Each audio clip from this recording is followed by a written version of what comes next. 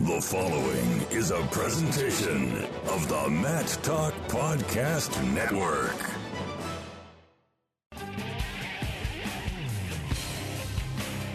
It's time for the Guillotine Grapevine, a podcast for the land of 10,000 wrestlers. 10,000 wrestlers.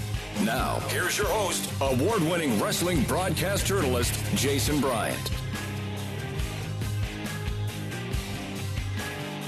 Episode 29 of the Guillotine Grapevine as we roll into freestyling Greco season. The season going for junior duels and cadet duels for the high school kids. The senior level, our teams are set, and our guest today nearly made both teams. He's the first guy since 2014 for USA Wrestling to make both the Greco and freestyle national teams. He started his career way back in Crosby, Minnesota. Hayden Zillmer, welcome to the Guillotine Grapevine. Hey, thanks for having me. All right, so the first thing that always comes to mind, and you get this a lot, especially when I'm anywhere near a microphone, is the growth, literally and through wrestling, that you've gone through your career. I first saw you as an 84-pound cadet winning Fargo. Now you just finished competing the freestyle world team trials at 213 pounds. What in the heck are you eating? Yeah, I don't know what happened. I just started growing like crazy and just bypassing all these weight classes and just getting bigger. I can't control it. I feel like I'm a little guy still, just in a bigger body. A little unique situation is you and Joe Rao, who is a Division III champion from Elmhurst, who's been training with the Storm for a couple of years. You guys said, oh, the heck with it. Let's just go down to Rochester and wrestle the last chance qualifier. And you both qualified for the freestyle world team trials. What went into the decision to wrestle with the leg touching again? I would wrestle a little bit of freestyle over at Minnesota, leading up to Greco World Team Trials, and just figured after the Greco World Team Trials are over, why not wrestle last chance freestyle? So we both decided to do it. And you both win it. And what was the training like now? You'd be like, okay, because you were second in the Greco trials. And now you're sitting there, Yep. okay, I got to go back and, you're not that far off the folk style mats, but how are you and Joe training for freestyle after going Greco pretty much primarily the last couple of years? Well, I was wrestling freestyle in the mornings on Tuesdays and Thursdays, with, Tony Nelson. And, I don't know, just kind of was, it was kind of fun just to cross train, wrestling freestyle. And, so I guess we didn't have a ton of training coming in. Just after the Greco trials, we wrestled it for a couple of weeks, and so it was like a week leading up to last chance, and then the 2 weeks after last chance, leading up to the freestyle world team trials. That's what we had to play with. You had a pretty good run through the consolations. And at what point did the tournament were you thinking, man, I might actually have a chance to make both national teams? Well, I felt pretty good coming into the tournament. I was excited. Kind of was the underdog, going in and whatnot. But I don't know, just wrestling at Minnesota and stuff. I feel good. I have like a lot of attacks and stuff, and I was like, well, I think I can do well. And then I lost that second round match, and then I won a couple, and I figured, hey, I can make the run, and all my coaches and stuff were on the same page as me and putting all that thought in my head, and it was good. There's two different experiences with the trials, and you were part of the Greco trials, which were part of the U.S. Open back in April in Las Vegas, to the freestyle only trials in Lincoln. Explain those experiences and what they were like and how they were different. They're a little different. I guess everybody was wrestling at the Greco trials. It was the open for freestyle. I felt like the Greco was a little bit more laid back in a way. It was kind of in the mix of that big tournament, and the freestyle was a little bit more hype. It was cool. Both of them were good experiences, though. Now, when we look at the wrestling situation here in the United States, folk style is what this country knows. If we look at our international styles, the stars go into freestyle, and that's kind of a favorite style. The Greco and the women kind of fighting out for their piece of the pie and their piece of the respect. What's one thing that you've learned about the freestyle fans compared to the Greco fans, and vice versa, about exposure and such? I feel like the freestyle, I guess, there's obviously more fans at the freestyle. It's a little bit more wilder and everybody kind of knows what's kind of going on and stuff like that. I just kind of feel like, I guess it's a lot more well-known, a lot more kids there. And at the Greco trials, the kids are excited to see the freestyle athletes and compared to the Greco athletes. Besides, I don't know, I guess wrestling's wrestling, but I just feel like maybe Greco gets shut off a little bit. So. Now, I want to talk a little bit about your Greco-Roman style to your freestyle style. We're watching you in some of those matches down in Lincoln. And for a guy that's, national team in Greco and third at the Olympic trials, you've got a pretty mean ankle pick that we saw in freestyle. And is it nice to be able to get to some of those leg grabbing moves that in the freestyle side that you used so well in college? Yeah, it was so much fun. It was awesome. It's good to get out there and just to do that kind of stuff.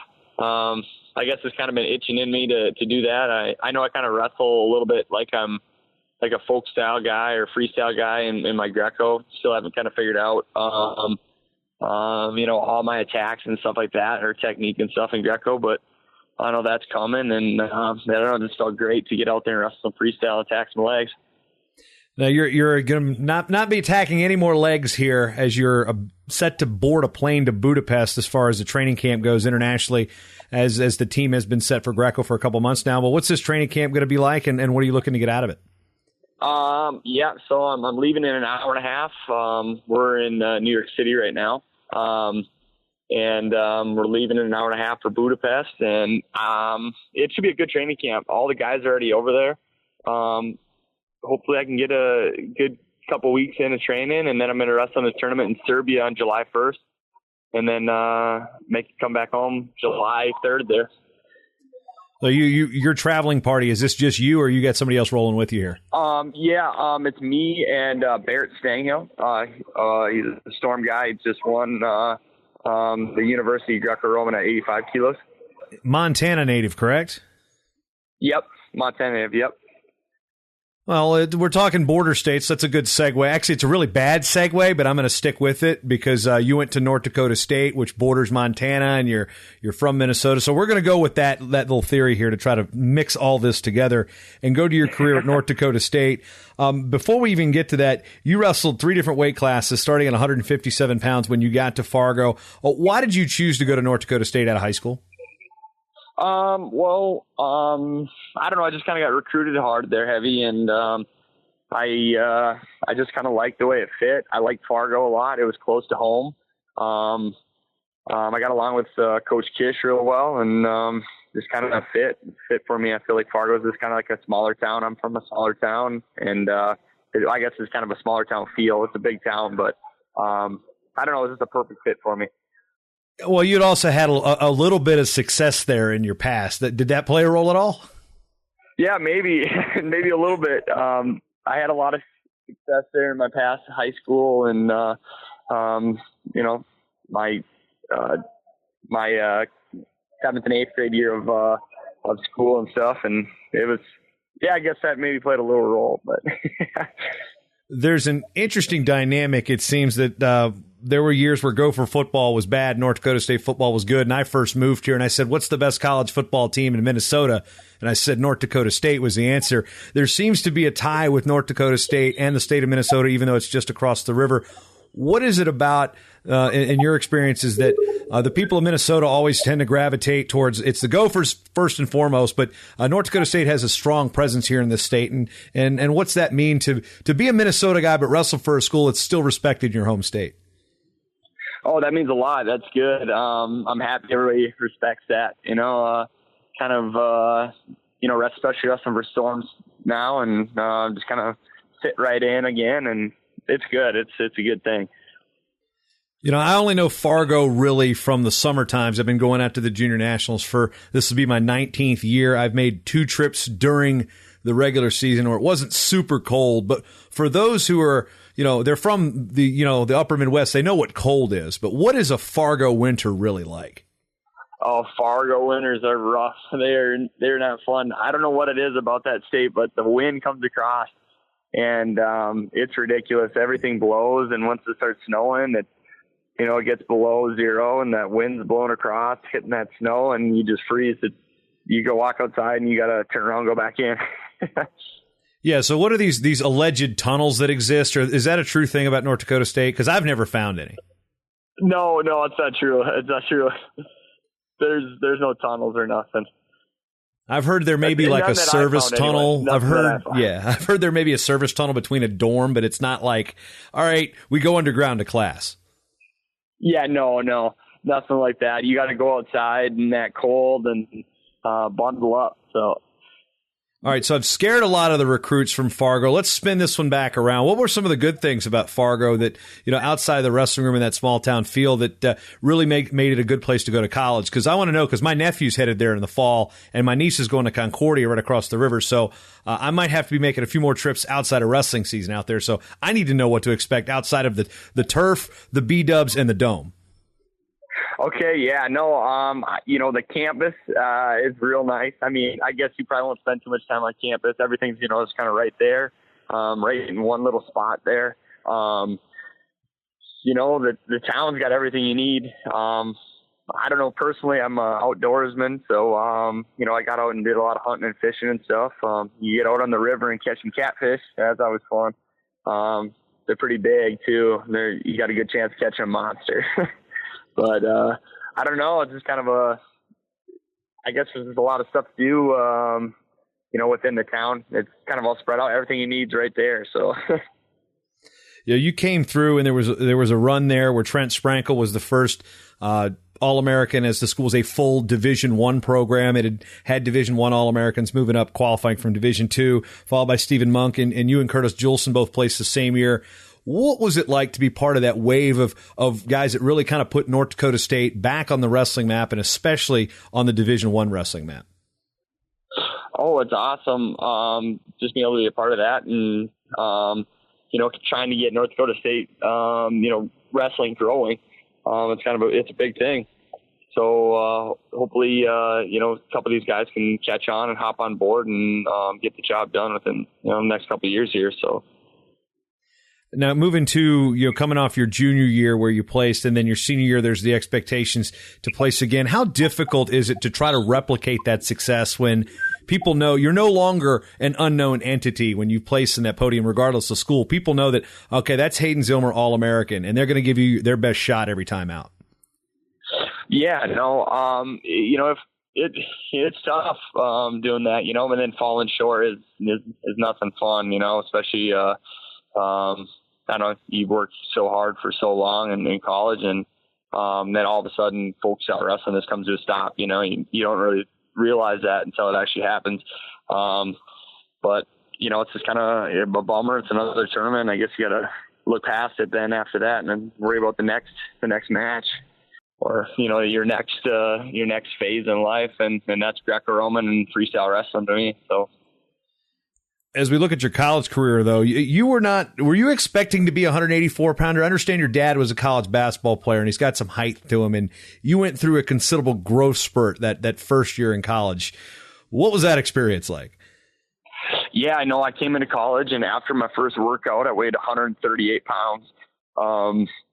So it was crazy. My coaches recruited me as a 141, 149-pounder, and then after my redshirt year, that's a 149. And then coming into that redshirt freshman year, I was too big for 149, so I moved up to 157. But then after that, I couldn't even make that halfway through the year, and just kept growing and getting bigger and bigger and bigger. And nobody ever thought that I'd be the size I am now, for sure.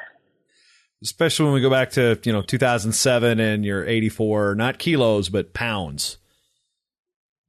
Yeah, exactly. Now, how much did you grow height-wise that year? Where you went from, all right, no more 41. All right, no more 49. Eesh, no more 57. Yeah, no, when I came to college, I was about 5'9"-ish. I was pretty short. And then I just kept growing. And I know by the end of it, right now I'm 6'3", so I was probably about 6 foot by the end of my redshirt freshman year of college. So 2 years in, I was I was 6 foot.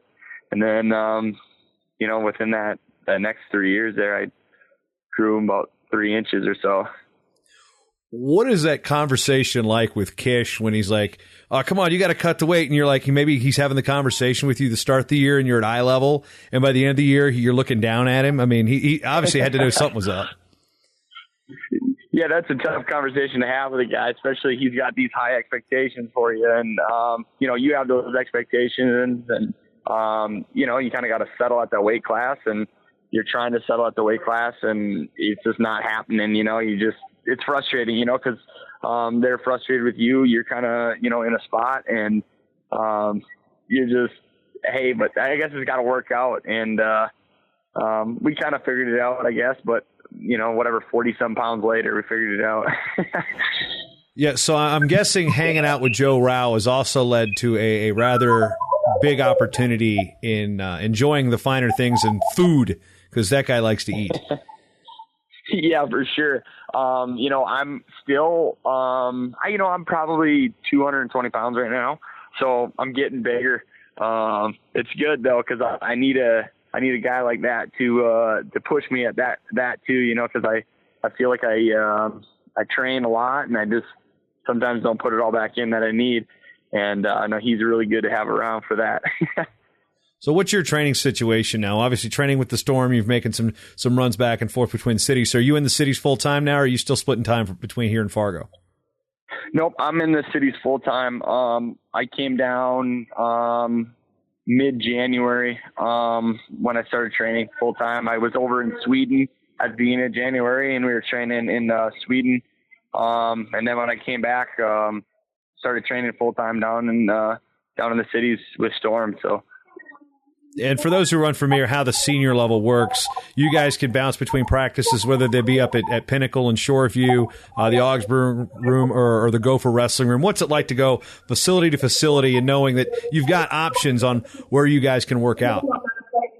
Oh, it's awesome. We primarily train over at Pinnacle for Greco, and then freestyle is always over at Minnesota, which is awesome, especially being able to go through different practices with, like Coach Chandler, Coach Paulson, and Greco, and then hopping in the freestyle practices with Jared Lawrence. It's awesome.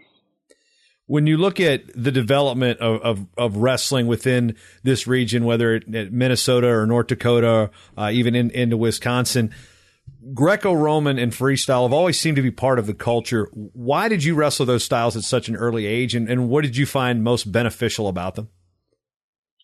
Well, I noticed a lot of the guys that were wrestling freestyle and Greco were super successful, and at a young age, and I'm like, hey, I want to be the best I can be in the sport, and my high school coach talked about wrestling it, and then we started wrestling it about 4th, 5th grade, and then I don't know, this kind of led to more, and it's a big thing to get in that habit. Wrestling full time or year round is a big thing. I guess some kids up, especially northern Minnesota, they don't really understand that aspect, that guys are wrestling a lot more than what they think, and just the high school season isn't going to do it if you want to be the best. For most kids anyway.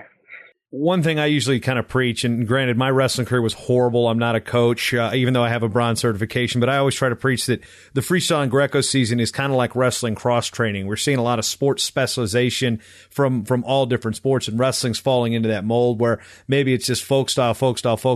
How much do you think that the Greco and freestyle in your high school career kept you fresh for the high school wrestling season?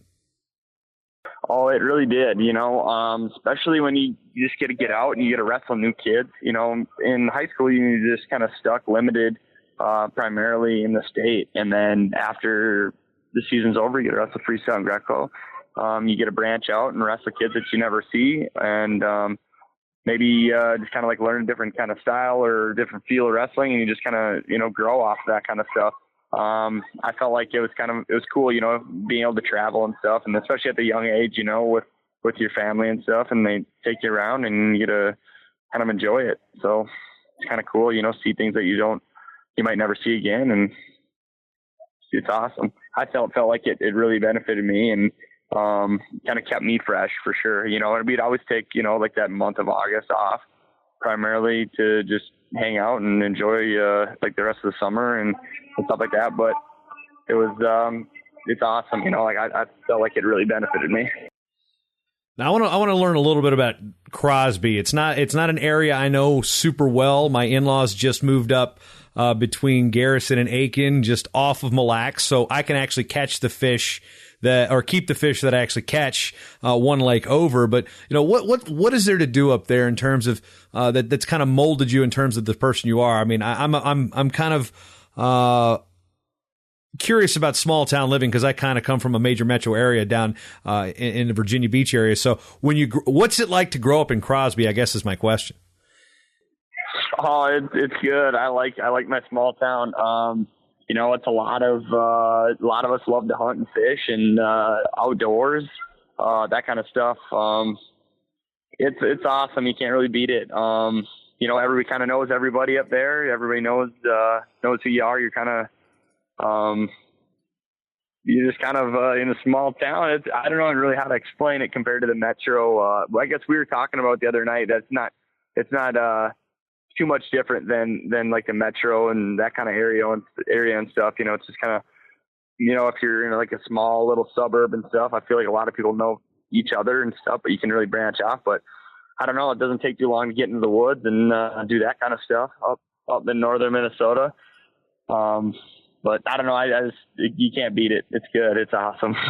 So what's the secret fishing lake up there? If I'm saying, okay, I don't want to fish on Big Pine Lake. I want to take my father-in-law a little north up, you know, between Brainerd and Aiken there and be like, okay, Hayden Zillmer told me this is a spot to fish. What is it?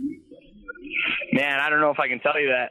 I can't tell you that on. Well, maybe podcast. Okay. Give me your number 2 spot. Give me your number 2 spot. I won't take your number 1 spot. Oh no, if you had asked me that about 5 years ago, I probably could have told you exactly where to go. But right now I've been training so much and I've been limited to my time of fishing. I feel like I'm stuck right now. But I did go out on Mille Lacs about 2 weeks ago, and we did catch them pretty good. I mean, you can't keep anything, but we caught about 30 walleyes in about an hour and a half. See, this is just killing me because I think most people that know that I am 0 for 16 years since I've been fishing, and I've come to this state since 2001 driving to Fargo from Virginia. I've stopped and I'd fish like once a year. I have never caught a walleye, and that is probably driving me nuts. And if I catch a walleye, I damn sure want to keep it, and I damn sure want to eat it. So Mille Lacs, you're out. So I've got to have to basically say I got to go Big Pine and some other lakes. But it just makes me sad when I hear you. To Farm Island Lake, then Farm Island's really good. That's a good lake to catch some walleye in. I'm writing this one down. All the locals here that listen to this show are like, man, you are such a not Minnesotan. I'm learning. I'm still learning this stuff. So, oh, you'll be good. You'll learn quick. Yeah, my wife has disagreed with that. She's a Minnesota native. So as we move on to your goals and careers, you're making this run through 2020, primarily Greco, I would have to assume. But you're the first guy since Hayeswinkle to make both national teams. And what people don't know, that doesn't increase the funding. It's not like you get double the stipend, but it is a pretty cool distinction to have. And Hayeswinkle's dad and uncle were both Minnesota guys that wrestled in the Olympics out of St. Cloud. So there's a Minnesota tie, even though Sam was actually raised in Florida. So, you've still got that thing going for you. And when it comes to 2020, have you given much thought beyond that, or is 2020 going to be the end goal here? No, for sure. Want to keep seeing, my options and stuff. And if I'm still healthy and still enjoying it, then yeah, for sure. I'm going to probably keep wrestling. I would say probably in 2020 would have been the end goal if you'd asked me 6 months ago, but I don't know. I'm really enjoying wrestling right now and having a lot of fun with it. And I can't see myself not wrestling after three more years here. So, I feel like I'm growing right now as an athlete, and my knowledge of wrestling is kind of growing a little bit right now too, probably from being in a different training environment. But I think big things are yet to come for me, and I feel like I'm kind of a late bloomer as it is, and hopefully I'm peaking at a little bit older age, and maybe good things will happen then. So I'm excited. Maybe even longer than 2020. We'll see. Yeah, you said you're still growing. Let's see. So next cycle, you'll be like 130 kilos. Go on the Robbie Smith diet. That could happen. Now, when you're done with wrestling, what are you going to look to do as far as career goals and things of that nature? So I got my degree in health and physical education up at North Dakota State. So I got my bachelor's in education. So, while this cycle's going on here, or the quad here, I'm going to get my master's done. I plan on getting that done with, and that'd be an administrative work. Hopefully I could, possibly be a teacher and get into the administrative side of things. But yeah, that's my plan right now. So, where's the master's work going to be taking place at? So North Dakota State has a good program, and it would be with all the professors I've already worked with and stuff through my 5 years up at North Dakota State. So that seems pretty good, and it's all online. So I can travel and train and do everything like that right online and have the same professors, and it seems like a pretty good fit for me. All right, as we wrap things up, as you prepare to go to Budapest, what do you know about Budapest, and what are you most looking forward to outside of the wrestling there? Because it's one of my favorite cities in the world. You know what? I don't know anything about it. I just know that they were telling me, hey, there's a training camp in Budapest and a tournament in Serbia. So we're sending you there, and I haven't even looked up anything about it yet. But I know I'm excited to get there. Pat Smith's already out there, and he's been there a couple times, and he was like, you guys got to come check out the city with us. So we'll see what it's all about, and hopefully I can, see some things I'm probably never see again in my life. So. Yeah, you're going to give me the tip about the fishing lake. I'll give you a tip about Budapest. It is seriously one of my favorite cities in the world. The food is amazing. A lot of hearty stews and meat and potatoes kind of stuff. Stuff we're used to here in the Midwest. And castles, dude. Let's just say that it is one of the most unique experiences if you go overseas. This is like the city you almost expect to see, because it's like castles, old stuff, new stuff, great food. I will say, since you're of age, the beverage fare there is quite good as well. So best of luck to you on this trip, and we'll look forward to hearing from you more here on the Guillotine Grapevine. Sweet. Thanks for having me. Support wrestling in the land of 10,000 wrestlers by subscribing to The Guillotine. 9 issues a year for just $20, the best value in Minnesota wrestling. Subscribe at theguillotine.com/subscribe.